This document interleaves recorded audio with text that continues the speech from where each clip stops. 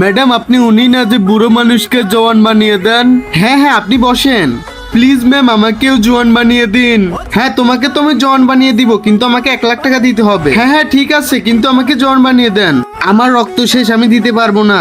কি তুই রক্ত দিতে পারবি না? দাঁড়া তোকে এখনই দেখাইতেছি।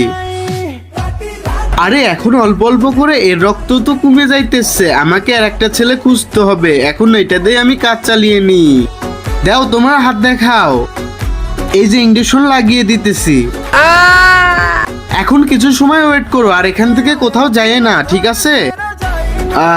ঠিক আছে। আরে আরে আমার সাথে এটা কি হইতেছে? আমি তো আবার জোয়ান হয়ে গিয়েছি। আরে বা তুমি তো তাড়াতাড়ি সুস্থ হয়ে গিয়েছো। দাও এবার আবার টাকা দাও। হ্যাঁ হ্যাঁ ঠিক আছে, আমি তো আমার বউকে নিয়ে আসবো। এই নাও তোমার টাকা।